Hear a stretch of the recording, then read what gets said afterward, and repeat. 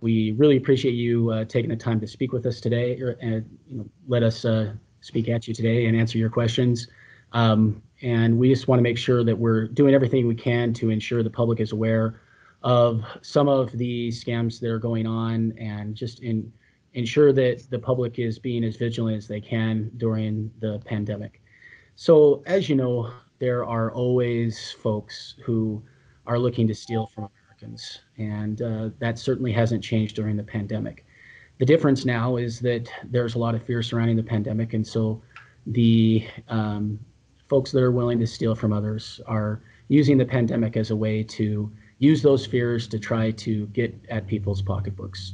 And so today we want to talk about some of those common things that are occurring, and things that folks should be aware of, and also where they can report what instances they find that could be potentially fraudulent activity. And so the way that fraudsters try to manipulate Americans into stealing their money is through selling them different products, or trying to obtain their personal identifying information, or could even pretend to be from a government entity to try to steal information or money from them, as well as charity fraud. So I want to touch upon a few of those this morning. So first of all, in regards to healthcare fraud, the FBI is seeing instances of COVID-19 testing and also treatment schemes. So first of all, let's talk about testing schemes. So there obviously is testing for COVID-19, but some fraudsters will contact individuals either by phone or by email and attempt to sell them at-home test kits, or test kits that haven't been approved by the FDA. And the purpose of doing that obviously is to make money. And so we just encourage the public in those regards to be careful when they're being solicited by individuals or companies that are trying to sell them test kits, and to ensure that they're being vigilant and making sure that if they are getting tested, that they're doing so through reputable companies. Secondly, with COVID-19 treatment schemes, so some individuals and entities are using people's fears regarding catching COVID-19 as a way to sell products or services to them that are represented as being a cure to COVID-19. And so often these solicitations are made again through phone or through email. And so when the public receives these, they should be extra cautious about who they're providing their financial information to, their personally identifying information, or any funds to by any method.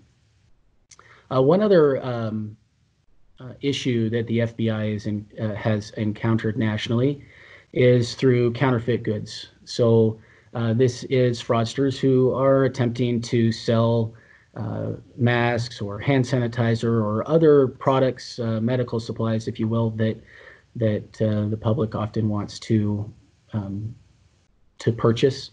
And it has occurred where counterfeit items have been attempted to be sold to the public. And so what we would encourage is that as people are looking to obtain those supplies for their families, that they're cautious and make sure that they know who they're buying from, that it's reputable products. And also the public can go to the CDC's website to obtain a list of different products that are good quality products, as opposed to potential counterfeits that could be attempted to be sold to them by fraudsters. Another thing that we're seeing nationally as a potential issue is in regards to charity fraud. So obviously Americans are generous and good people, and we want to help those in need. And often that involves donating to charities. Unfortunately, there are folks who are willing to use that generosity that we have as Americans to try to steal from those that are willing to help. So as members of the public are asked to donate to charitable causes, it's just important to exercise due diligence and to ensure that the charity that they're donating to is a legitimate charity. Some red flags to look for is quickly formed charities, Crowdfunding can sometimes be used by fraudsters to raise funds with little or no oversight in a very short amount of time. And they should also be wary of tactics in regards to high pressure tactics to try to get them to donate to charities, and that then money needs to be donated right now. The public should also be cautious in how they transfer money, wires to different bank accounts and things of that nature, and just once again, just ensuring that we all exercise due diligence in the way that we conduct our financial matters. One other issue I wanted to bring up this morning is the topic of money mules. And so for background, a money mule is someone who is recruited by a fraudster to receive funds for the fraudster and then send the money to the bad guy. And bad guys do this for a lot of reasons. Oftentimes, fraudsters online or over the phone are not inside the United States. And so Americans are more leery or questioning when they're asked to send money outside the United States. And so a fraudster often will recruit someone here in the US to receive money for them and then send that money to them overseas. And so the FBI has coined the term a money mule for that. And it's basically someone just who transfers money for a bad guy that's engaging in fraudulent activity. So at this time, when a lot of folks are losing jobs and are looking for extra income, we just encourage the public to be extra cautious in the jobs that they're taking. If someone's approached and recruited to be a money mule, often initially they'll be asked to do non-illegal activity, just maybe do some research or other potential COVID-19 related tasks for the person that's hired them, and then eventually maybe asked to receive donations that the person is claiming they're receiving from folks, and then to receive those donations in their account and then wire those or use other financial means to move those funds to the fraudster. And so as folks are looking at potential online jobs, they just need to be cautious about that. And if they suspect they may have been recruited to be a money mule, to contact the FBI or other law enforcement agency to seek assistance in getting out of those situations. The other thing that we anticipate there could be issues across the United States is in regards to stimulus money as part of the CARES Act. And through that, we just want to ensure the public is aware that that government agencies will never call and ask for personally identifying information. No one from the FBI or Secret Service or IRS or any other government agency will ever call and try to obtain banking information from individuals either.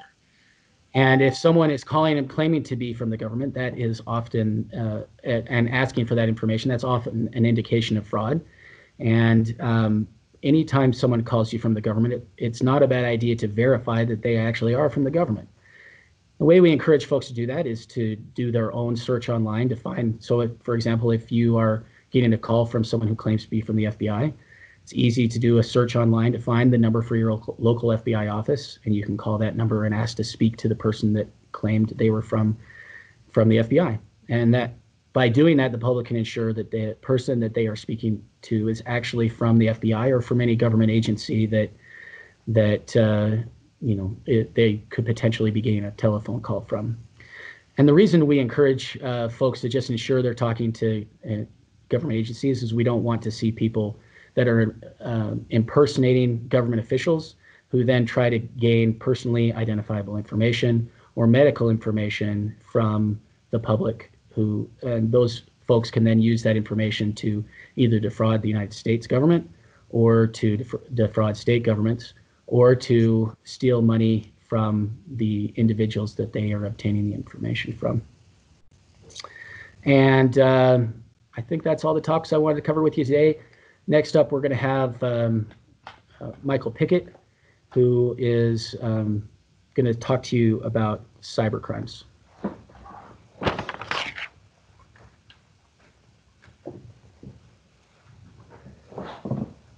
Thank you, Drew. Get set here. As Drew said, my name is Michael Pickett, Special Agent on our Cyber Squad. We cover the same areas, all of Utah, Idaho, and Montana. Thank you for joining us on this call. We found that as we're more proactive and provide education and awareness, we're able to hopefully prevent crime from being committed rather than investigating the fact afterwards.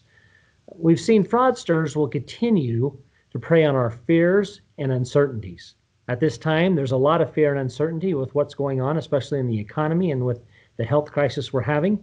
Therefore, they're taking advantage of that. From a cyber standpoint, there's really two situations where we have seen a significant increase. The first one has to do with cryptocurrency, and the second one has to do with our business email compromise. Let me address cryptocurrency first. As cryptocurrency has become more of an accepted form of payment, more individuals are demanding payments be made via cryptocurrency. And some of these issues are examples we're seeing, for example, are the blackmail situations, where a fraudster will either make a phone call or send a letter or an email to a potential victim and state that that fraudster has obtained secret information on that individual, personal information, and that information will be released to the public or to family members of the victim unless the victim come up with a ransom payment. And now we're seeing more and more situations where they demand that ransom payment be made via cryptocurrency. Part of that, the reason for that is the anonymity associated with cryptocurrency and the difficult piece that comes from law enforcement and the ability to track those type of payments. But we've seen that an additional niche in this.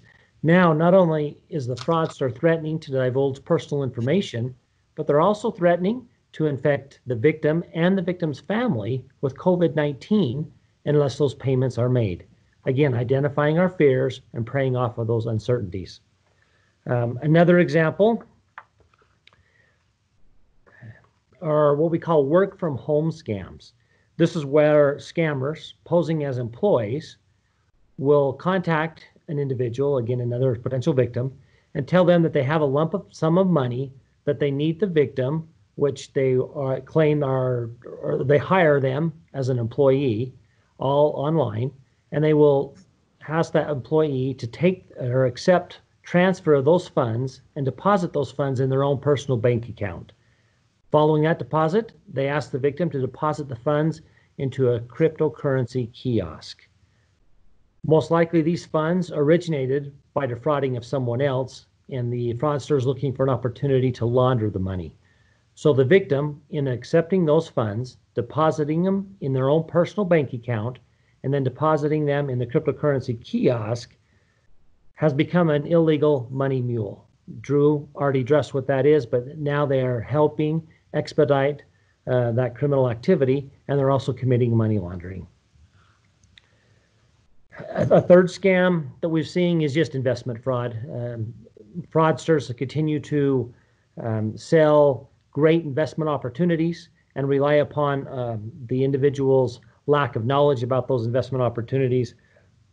They'll offer a large money return with a small money investment, and they'll use certain red flags, apply pressure in terms of, we have to act now, this is a once in a lifetime opportunity.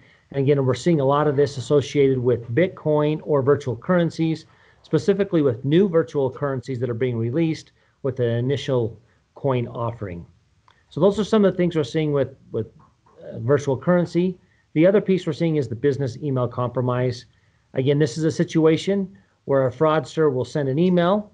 They've either hacked into a company or they are spoofing an email, and they'll send that email to someone that handles the funds inside of a company and request that a wire transfer be made. They will claim that they are acting on behalf of the CEO or someone within the company that has the authority to approve those wire funds, and request that a certain wire be made. Typically, we're seeing these going overseas.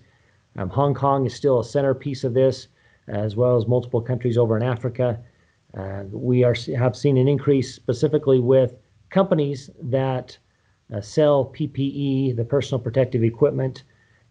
Companies are contacting them to purchase that, and they offer to pay up front. anyway, and then those funds are wired incorrectly. So the business email compromise and some of the things there that we're encouraging individuals to do is make sure before any wires are made that their company has specific standard operating procedures in place, that if wire instructions change, that phone calls are made, that communication is had to determine the legitimacy of those changes. I think bottom line, from a cyber standpoint, kind of what makes sense is an advice a new or a parent might give to a young driver that's just beginning to drive, and that being, don't drive in bad areas, such as if you're online, avoid those bad areas. If you don't lock your car, it becomes vulnerable. Same with your computer. If you don't use software that's going to protect your computer, it becomes vulnerable. Overall, we want to decrease the vulnerability, hence decrease the threats that you are seeing. And ways to do that we're seeing overall is to keep a firewall turned on at all times, to update your spyware and antivirus software. Keep your operating system up to date as well. Be careful what you download, and even turn your computer off at night. If you do each of these things, you are decreasing your vulnerability and hence the opportunities that fraudsters will have to take advantage of you from a cyber standpoint. I think that's all I have from cyber. We wanted to next open it up to questions, and Drew and I can address those questions. Well, this is Scott Logan with the CBS affiliate in Boise, Idaho. For both of you agents, how widespread is this? The two kinds, the people trying to rip people off on fake sanitizer or whatever. How widespread is this? We're seeing an increase throughout the entire country. We have not seen as much of an increase specifically here in our AOR, but throughout the country we've seen it, and our concern is that it is coming our way. Hence, we want to get out in front of it and provide as much education as possible. For example, the BEC, the Business Email Compromise, within the past couple of years, we've seen it's upwards of $3 to $4 billion that has been lost through this scam.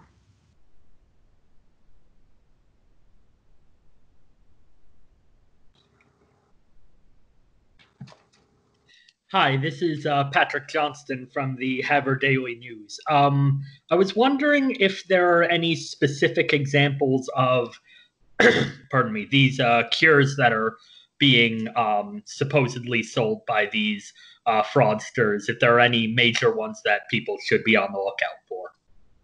I'll let Drew address that one.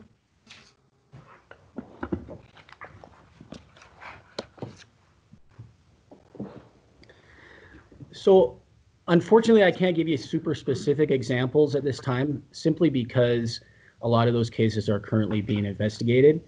And there have been in the country some instances of individuals who have been arrested for marketing fake cures or trying to raise money for fake cure businesses.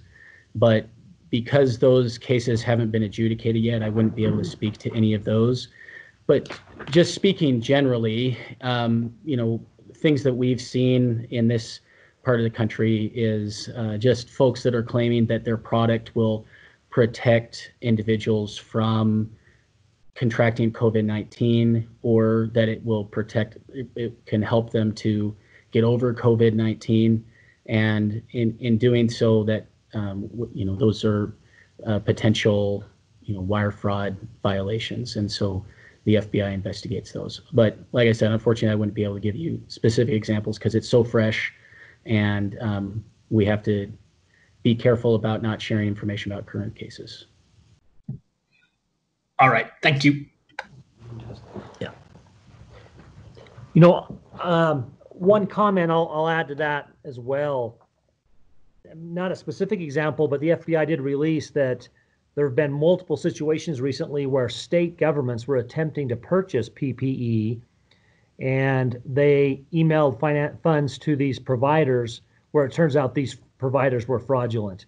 Multiple times the money was already gone before they're able to recognize that they were fraudulent providers. So this was, again, an example of the business email compromise as it has focused specifically on PPE.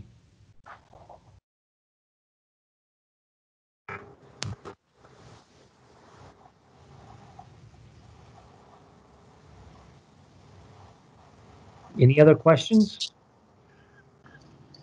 Yeah, this is a difficult one. Could I get the spelling of Drew's full name? I'll do that for him. Drew, D as in David, R-E-W, last name Scown, S-C-O-W-N, as in Nancy. Drew Scown. Great guy. Scott Fredericks from Billings, Montana. Go ahead, Scott. Scott Fredericks from Billings, Montana has a question.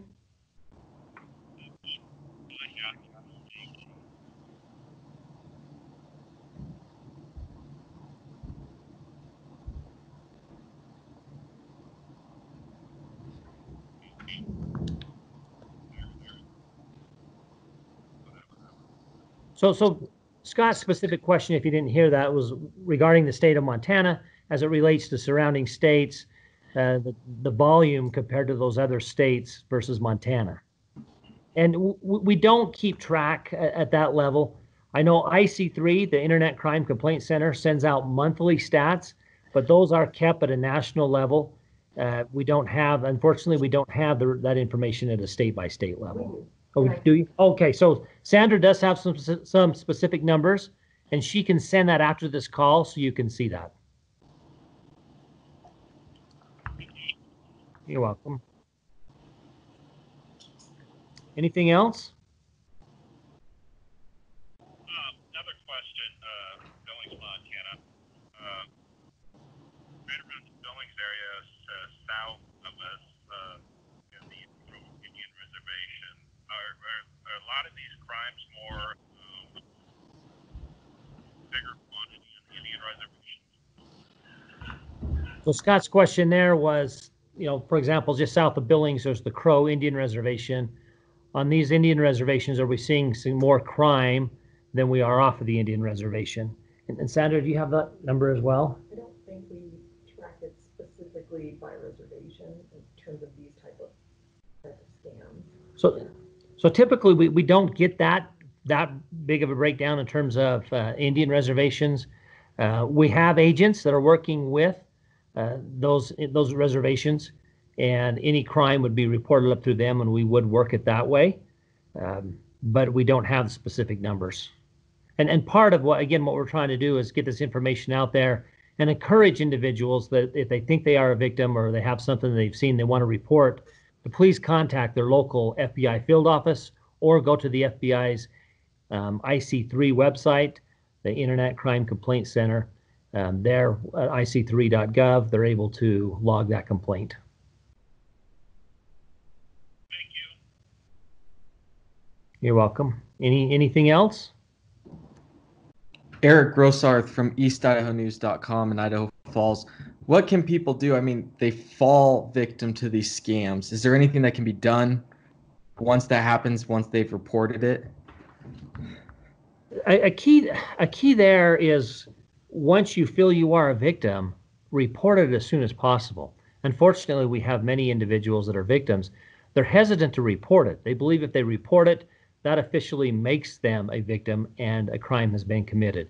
Whereas if they don't report it, there's still hope that maybe a crime wasn't committed and, for example, that investment was not fraudulent.